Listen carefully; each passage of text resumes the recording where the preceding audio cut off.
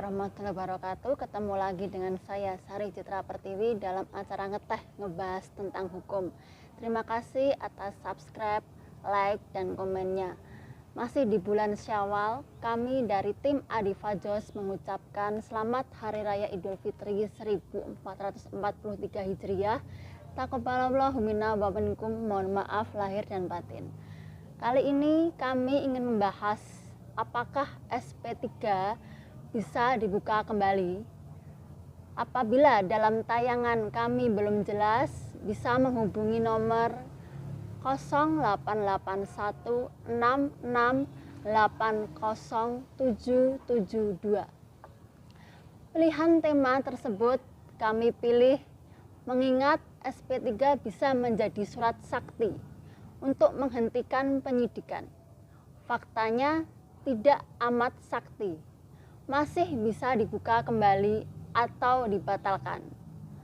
Untuk itu kita langsung saja kepada narasumber, kami persilakan. Oke, sahabat Ngeteh ngebahas tentang hukum.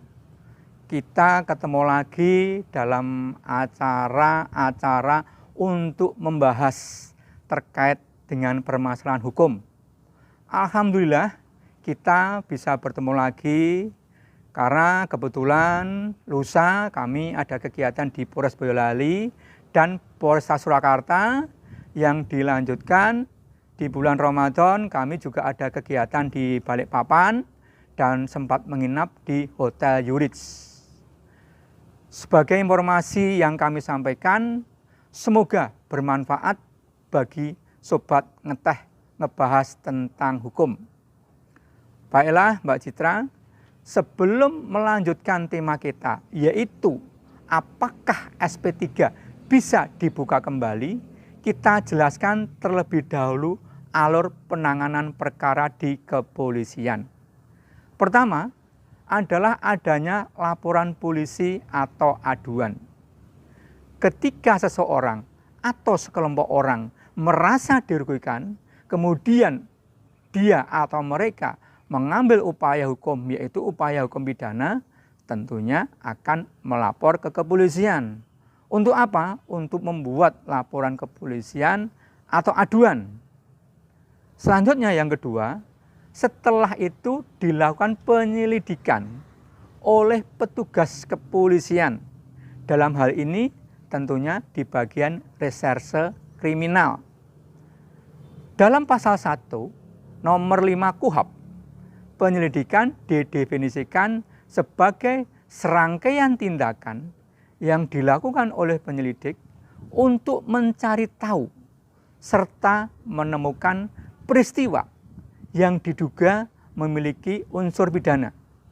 Gunanya untuk menemukan apakah perlu atau tidaknya dilakukan penyidikan. Dalam tahap tersebut, penyelidik meminta keterangan atau klarifikasi beberapa orang yang terkait dengan perkara tersebut, serta mencari barang bukti maupun alat bukti.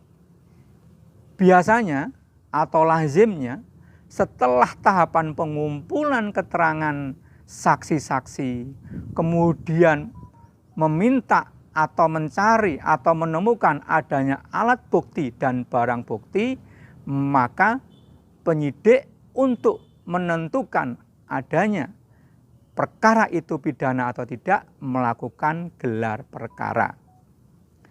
Bila hasil gelar perkara disimpulkan adanya tindak pidana, maka kepolisian dalam hal ini penyidik menerbitkan yaitu sprindik, yaitu surat perintah penyidikan, dan SPDP, surat pemberitahuan dimulainya penyidikan. SPDP itu dari penyidik dikirimkan ke penuntut umum dan juga kepada terlapor maupun pelapor. Dengan dasar sprindik atau surat perintah penyidikan tersebut, penyidik melakukan penyidikan. Jadi Kalau tadi dari awal penyelidikan, sekarang kita sudah masuk di penyidikan. Dalam pasal 1 nomor 2 KUHP, penyidikan merupakan serangkaian tindakan yang dilakukan dengan mencari serta mengumpulkan bukti yang mana menunjukkan unsur tindak pidana. Tujuannya untuk menemukan tersangka. Kemudian, apa beda alat bukti dan alat bukti di penyelidikan dan di penyidikan? Di penyelidikan bisa saja alat bukti surat dalam bentuk fotokopi atau barang bukti bisa juga cukup difoto. Tetapi ketika sudah di penyidikan, semuanya sudah dalam bentuk aslinya. Misalkan ada alat bukti kwitansi, tentunya harus ada bukan fotokopi tapi kwitansi yang asli. Karena kemudian barang bukti dan alat bukti tersebut akan dilakukan penyitaan. Penyidikan ditekankan pada proses pencarian serta pengumpulan bukti tindakan pidananya sehingga bisa diketahui siapa tersangka atau pelaku tindak pidananya. Nah, setelah penyidikan selesai, artinya proses ini sudah hampir selesai, maka dilakukan gelar perkara lagi untuk memberikan kesimpulan apakah perkara tersebut termasuk pidana atau bukan, atau bahkan ternyata hasil gelar perkara tersebut disimpulkan tidak cukup bukti diajukan ke penetapan tersangka, atau ternyata bahwa perkara itu sudah kadaluwarsa atau perkaranya sudah nebis in idem, atau bahkan ternyata tersangkanya sudah meninggal dunia. Bila hasil gelar perkara memperoleh kesimpulan tidak cukup bukti tersangka meninggal dunia dan sebagainya, maka penyidik Polri akan menerbitkan SP3, surat perintah penghentian penyidikan, agar ada kepastian hukum. SP3 terbit ketika sudah adanya penetapan seseorang sebagai tersangka. Adapun contoh perkara yang sudah terbit SP3, misalnya kita bisa baca di kontan.co.id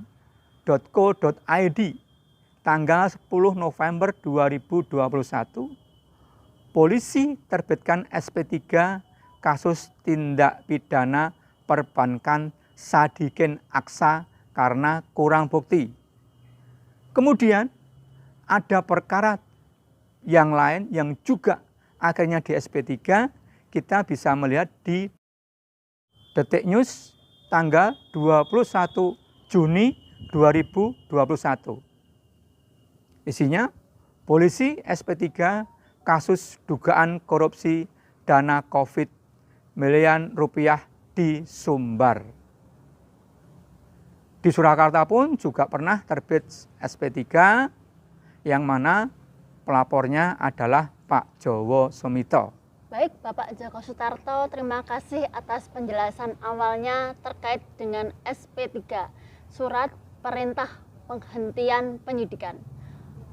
Untuk Sobat Ngeteh ngebahas tentang hukum, mohon diberikan penjelasan apakah SP3, Surat Perintah Penghentian Penyidikan, bisa dibuka kembali? Baik, Mbak Sari Citra Pertiwi dan Sobat Ngeteh ngebahas tentang hukum dimanapun berada. Kemudian terkait dengan tema diskusi kita, yaitu apakah SP3 bisa dibuka kembali.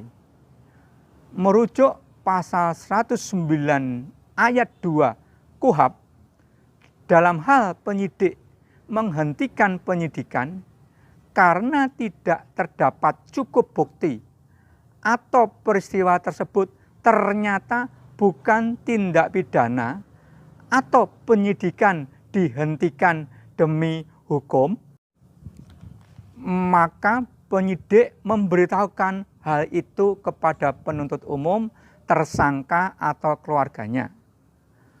Bahwa terbitnya SP3 ada 3 hal, yaitu 1. Tidak cukup bukti, 2. Peristiwa tersebut bukan tindak pidana, 3. Demi hukum. Nah, apabila dalam perjalanan waktu ditemukan alat bukti baru atau novum yang diyakini dapat menjadikan bukti baru terkait dengan perkara tersebut adalah perkara pidana, maka pelapor bisa mengajukan gugatan pra peradilan. Hal ini merujuk pada pasal 77 KUHP dan pasal 80 KUHP. Alat bukti itu apa? Mengacu pada pasal 184 KUHP, yaitu keterangan saksi, keterangan ahli, surat, petunjuk, dan keterangan terdakwa.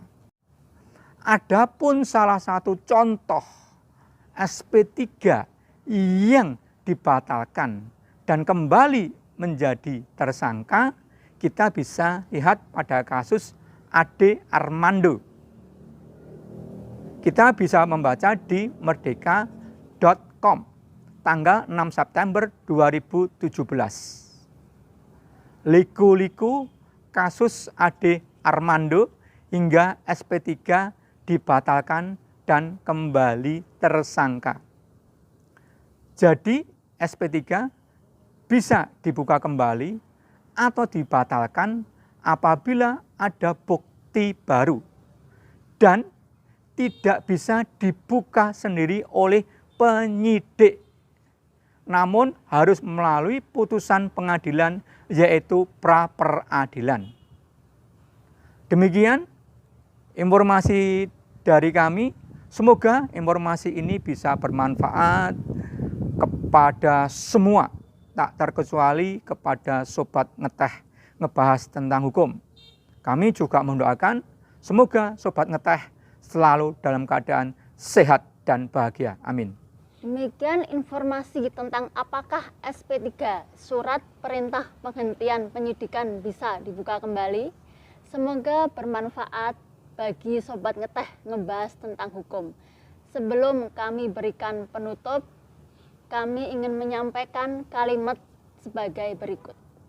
Kebenaran manusia adalah nisbi dan kebenaran mutlak adalah milik Allah Subhanahu wa taala. Sari Citra Pertiwi, Mei 2022. Wassalamualaikum warahmatullahi wabarakatuh.